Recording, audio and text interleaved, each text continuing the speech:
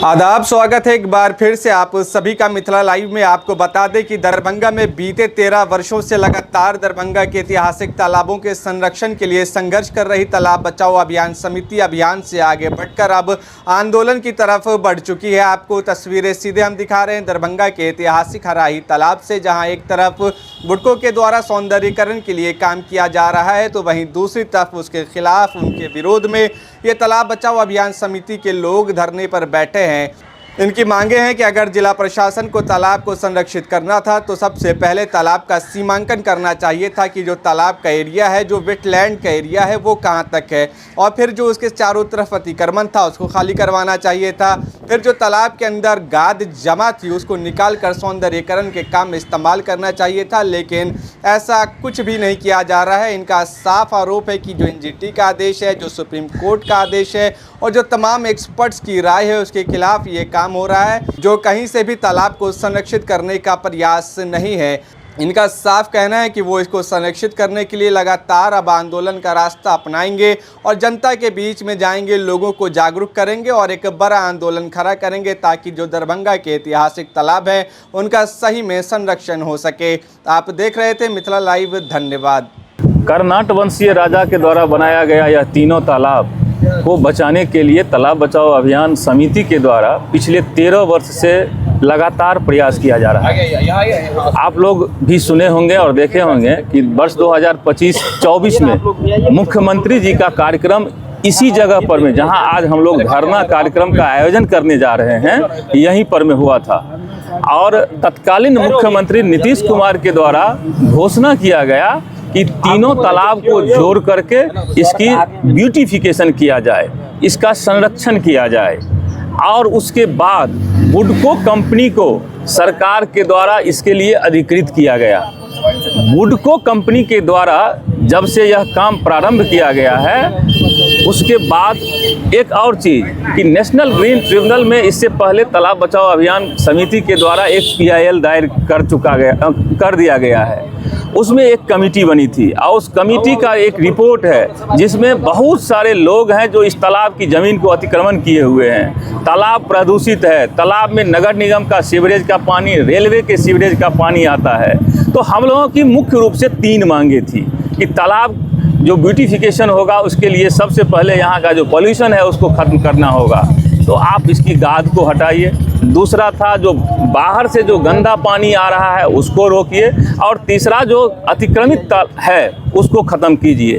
लेकिन बुडको कंपनी के द्वारा आनन फानन में इन सारे मुद्दों को नज़रअंदाज करते हुए केवल एक लोगों को दिखाने के लिए, लोगों की आंख में धूल झोंक करके इसको सुंदर बनाने का एक जो प्रयास किया जा रहा है वो तालाब के लिए बिल्कुल विनाशकारी है। यह जल जीवन और जलवायु पर में बिल्कुल बुरा असर डालने वाला है। हमारे दरभंगा और पूरे मिथिला का ये धरोहर है। जब कहीं पूरे देश और दुनिया से लोग इस रेलवे स्टेशन पर में उतरते हैं और जब ये तालाब की ओर देखते हैं तो उनको लगता है जो क्या है दरभंगा, और जब यहाँ की बदबू उनके नाक में जाती है तो वो यहाँ से सीधे पैर खिसक करके बाहर भागते हैं कि क्या है दरभंगा।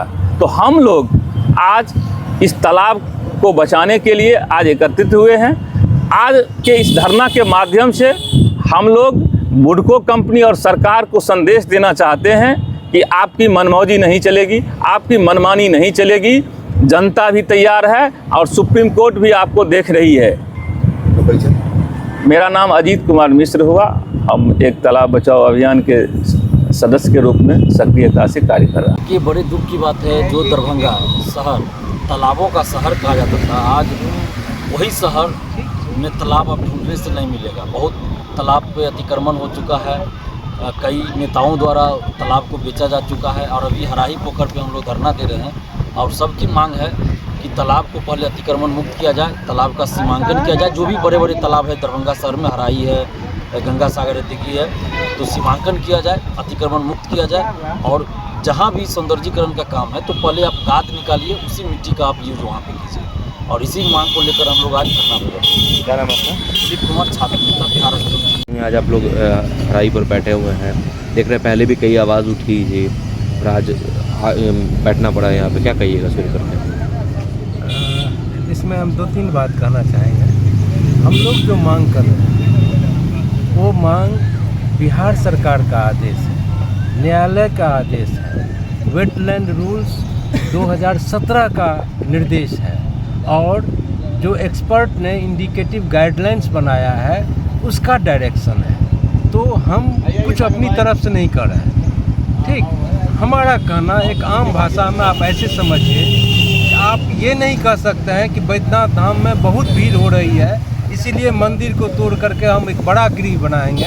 आप वो एक ऐतिहासिक धरोहर उसकी संरचना के साथ आप छेड़छाड़ नहीं कर सकते हैं। आप ताजमहल जो बनाया गया था वैसे ही ये हमारा 800-900 वर्ष की एक संरचनाएं है, अपने समय का एक विशाल इंजीनियरिंग काम है। ये नहीं जानते हैं कि ये कितना विशाल सिविल इंजीनियरिंग वर्क है। आप इसके स्वरूप के साथ छेड़छाड़ कर रहे हैं। हम इसको बचाना चाहते हैं कि ये हमारा जो प्राकृतिक स्वरूप है वो बचा रहे। दूसरी बात, पूरे शहर आप देखिए तो पूरे हिंदुस्तान लेवल पर भट्टी जैसे तापमान बढ़ रहा है। ऐसी हालत में हमारे शहर में एक छोटा सा जगह प्राकृतिक स्वरूप में बचा रहे, जहाँ पर चिड़िया रहे, पेड़ पौधा रहे और हम अपने बच्चों को ला करके एक प्राकृतिक स्वरूप दिखा सकें। और यही बात जो है क्लाइमेट चेंज के संदर्भ में हमारे एक्सपर्ट कमेटी का रिकमेंडेशन है जिसका पालन नहीं हो रहा है। क्या कहेंगे इसको लेकर के, क्या आगे की रणनीति रहेगी? जिला प्रशासन की तो इंफॉर्मेशन है ही, जिला प्रशासन के नाक के नीचे देखिए, हो रहा है। हमें जिला प्रशासन जो डीएम साहब हैं वो जिला वेटलैंड समिति के अध्यक्ष हैं। जी होते हैं, अध्यक्ष हैं और आपको हम दिखाएंगे कि उनका काम है, उनका बिहार सरकार का आदेश है कि यह आपकी जिम्मेदारी है कि इसका सीमांकन करें। आप एनजीटी ये सीमांकन नहीं कर रहे हैं। हम क्या कर रहे हैं कि आप सीमांकन कीजिए, बोर्ड चारों तरफ लगाइए, इसका वाटर एरिया कितना है, इसका जो इनलेट है वो कहाँ से कहाँ तक है, क्या क्या चीज़ें स्पेसिफिकेशन सारी चीज़ें लिखी वो जाए। सारा चीज़ तो इसकी बचाव होगा। आप बचाव ही नहीं करना चाह रहे हैं, आप एक तैयार कर रहे हैं कि वो उसके बाद फिर वहाँ अतिक्रमण होगा। सरकार इसी तरह से बढ़ती है, या तो अतिक्रमण होगा या इसका प्राइवेटाइजेशन होगा, उसकी तैयारी। क्या कहेंगे आगे की रणनीति क्या होगी इसको लेकर के? देखिए, इसकी जो हम लोगों की आगे की रणनीति है, हम तो जुडिशरी लेवल पर और सामाजिक लेवल पर अभी पूरे शहर में माइकिंग, क्योंकि एक कन्फ्यूजन क्रिएट किया जा रहा है कि अरे कुछ तो बच जाएगा, हाँ आप उसको रोक रहे हैं। हाँ, तो ये जो कन्फ्यूजन क्रिएट किया जा रहा है इसको लेकर के हम अपनी बात को एक जन जागरूकता अभियान चलाएं। अपना परिचय? मैं नारायण जी चौधरी, तालाब बचाओ अभियान का कार्यक्रम।